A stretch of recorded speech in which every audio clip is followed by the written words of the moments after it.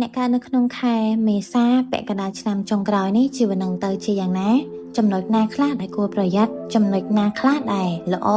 ចំពោះខ្លួនឯងដែលគួរកែប្រែហើយធ្វើម៉េចបានលើករាសីឲ្យរឿងដែលគួរប្រុងប្រយ័ត្ននឹងទៅជាល្អវិញស្វាគមន៍អ្នកទាំងអស់គ្នាមកកាន់តារាសាស្ត្រ Jupiter ជួបជាមួយនឹងនាងខ្ញុំនីណាសូមចូលរួមការ Subscribe និងចែករំលែកវីដេអូមួយនេះជូនចំពោះមិត្តភ័ក្តិឬដៃគូរបស់អ្នកទាំងអស់គ្នាដែលកើតនៅក្នុងខែមេសាផងដែរ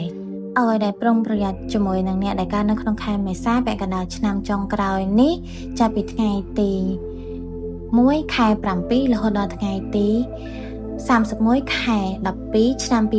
2026គឺប្រយ័ត្នជាមួយនឹងពាក្យសម្ដីរបស់អ្នកដែលកើតនៅក្នុងខែមេសាអ្នកដែលកើតនៅក្នុងខែមេសាហ្នឹងគាត់អាចនឹងនិយាយអីដែលលើសលប់ដែលមិនដឹងខ្លួនឬក៏អាចនឹងនិយាយត្រង់ពេកដែលធ្វើឲ្យអ្នកស្ដាប់ឬក្រុមគ្រួសាររបស់គាត់ហ្នឹងមានអារម្មណ៍ថាគាត់អត់គួរនិយាយពាក្យហ្នឹងចេញមកឲ្យអ្នកដែលជុំវិញខ្លួនហ្នឹងឮអញ្ចឹងណាគេអាចនឹងខូចចិត្តហើយពាក្យសម្ដីរបស់គាត់ហ្នឹងអាចនឹងធ្វើឲ្យដៃគូស្នេហារបស់គាត់ហ្នឹងមានការខកចិត្តខ្លាំងរហូតដល់អាចនឹងមានការបែកបាក់ឬក៏មានអ្នកទី3ក៏ថាបានដែរហើយចំពោះចំណុចល្អរបស់អ្នកកើតនៅក្នុងខែមេសាហ្នឹងបើសិនជាគាត់មានការធ្វើដំណើរទៅផ្លូវឆ្ងាយជិះយន្តហោះទៅឆ្ងាយឬក៏ទៅប្រទេសណាឆ្ងាយឬប្រទេសជិតខាងយើងក៏ដោយឲ្យតែយើងទៅឆ្ងាយមានឱកាសជួបស្នេហាថ្មីឬក៏ដៃគូស្នេហាមួយទៀតនិយាយទៅគឺអ្នកកើតនៅក្នុងខែមេសាហ្នឹងឱកាសនៅការបែកបាក់គ្រួសារក៏មានច្រើនឱកាសនៅក្នុងការជួបដៃគូថ្មីក៏មានច្រើនដូចគ្នាហើយគាត់ក៏មានឱកាសនៅក្នុងការ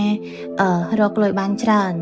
ជាមួយនឹងការរកស៊ីរបស់គាត់នៅក្នុងការធ្វើដំណើរផ្លូវឆ្ងាយដូចជាគាត់នឹងឯងនឹងទៅមើលការងារនៅក្នុងផ្លូវឆ្ងាយហើយយកធុរកិច្ចឬក៏យកមុខរបរមួយហ្នឹងយកមកធ្វើការនៅស្រុកខ្មែរយកមកបង្កើតនៅស្រុកខ្មែរអញ្ចឹងហើយធ្វើឲ្យការងាររកស៊ីរបស់គាត់ហ្នឹងមានការអភិវឌ្ឍលឿនខ្លាំងមែនទែនហើយអ្វីដែលត្រូវប្រុងប្រយ័ត្នចំពោះអ្នកដែលកើតនៅក្នុងខែមេសាហ្នឹងមួយទៀតហ្នឹងគឺកន្លែងកលាក់ឆ្អឹងខាងខ្នងឆ្អឹងខ្នងរបស់គាត់ហ្នឹងអាចនឹងមានការក្រិចឬក៏មានការ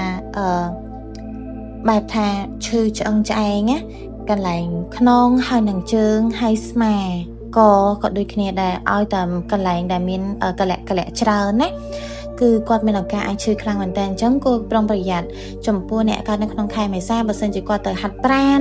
គាត់ទៅជីមឬក៏លើកដុំដែកអីអញ្ចឹងគួរតែប្រយ័ត្នខ្លាំងបំផុតពាក់កណ្ដាលឆ្នាំចុងក្រោយនេះព្រោះមានឱកាសនៅក្នុងការបាក់ឆ្អឹងឬក៏ឈឺឆ្អឹងឆ្អែងខ្លាំងបំផុតចំពោះរបៀបលើករាសីរបស់អ្នកដែលកើតនៅក្នុងខែមេសាពាក់កណ្ដាលឆ្នាំចុងក្រោយនេះនេះខ្ញុំណែនាំឲ្យអ្នកទាំងអស់គ្នាចូលរួមការធ្វើបុណ្យនៅក្នុងវត្តឲ្យច្រើនចូលរួមការធ្វើបុណ្យដោយទិញនំចំណីអាហារឬក៏របស់ផ្អែមឬក៏បង្អែមក៏បានដែរទៅវត្តឬក៏ប្រគេនព្រះសង្ឃឬក៏ជូនទៅចាស់ជរាឲ្យបានច្រើនព្រោះឯងនឹងជួយនៅក្នុងការធ្វើឲ្យពាក្យសម្ដីរបស់អ្នកកើតនៅក្នុងខែមេសាហ្នឹងកុំឲ្យគាត់ធ្លោយនិយាយឲ្យ